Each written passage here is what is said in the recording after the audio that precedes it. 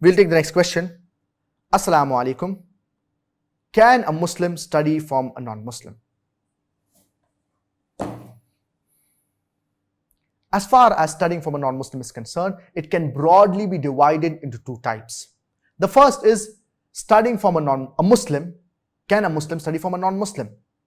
So it can broadly be divided into two types.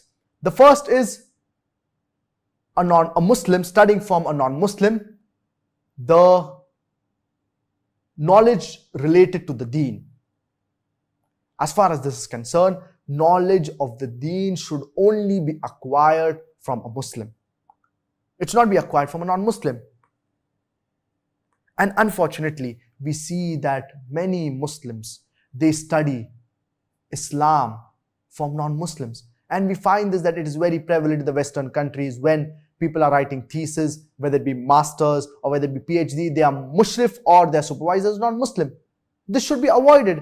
Why would you want a non-Muslim to be a supervisor when it comes to matters of the deen, when it comes to Aqidah, when it comes to tafsir, when it comes to hadith? And you have so many Muslims who are far better as far as understanding the deen is concerned than these non-Muslims. But yet, many Muslims, they prefer going to these universities, these Western universities, and choosing such professors who are non-Muslims. We have so many Islamic universities that are far superior as compared to these Western universities as far as the knowledge of deen is concerned. So we should give preference to these universities. So as far as the deen is concerned, the knowledge of Islam is concerned, a Muslim should only acquire it from Muslim. The second category is a Muslim studying from a non-Muslim, the worldly knowledge. A Muslim can study from a non-Muslim the worldly knowledge that is not related to the deen, as far as the teacher is not teaching anything that goes against the rules of Sharia, that goes against the teachings of the glorious Quran or authentic hadith of our beloved Prophet Muhammad, may peace and blessings be upon him. And it does not involve in anything that is haram, or it does not involve in something, or the teacher does not teach anything that is haram. This should not be done. So acquiring knowledge of the dunya, worldly knowledge, there is no problem. It is better for a Muslim to acquire even the worldly knowledge from a Muslim teacher, but if he acquires it from a non-Muslim, as long as it does not break rules of the Sharia, there is no problem in it. But for those who are studying in school, especially in the pre-primary and primary section, for example, students, small children, 5 years old, 6 years old, 7 years old, they should see to it that they acquire, the parents should see to it that they acquire even the worldly knowledge from a Muslim teacher. And the parents play a key role in the right tarbiyah and upbringing of the children. They should see to it that they admit their children into good Islamic schools rather than admitting them into convent schools.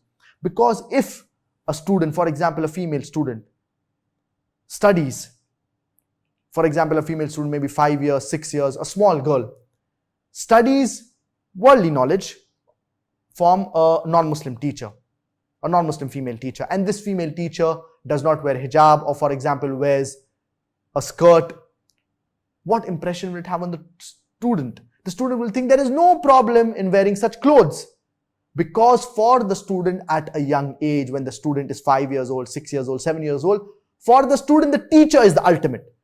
What the teacher does, it will have an impact on the student. So that's the reason admitting children into Islamic schools is very important, so that they have a good Islamic environment and so that they are not being influenced by the Western culture, which can be damaging to the student. So I request the parents that in wherever they are staying, see to it that you admit your children into good Islamic schools, so that it will safeguard their deen, their religion of Islam. Today, there is so much fitna around us. We should see to it that we safeguard ourselves and our family from the temptations of the shaitan, and we see to it that we do things that are Islamic and we are in an Islamic environment, so that we can safeguard ourselves as well as our family from the temptations of the shaitan.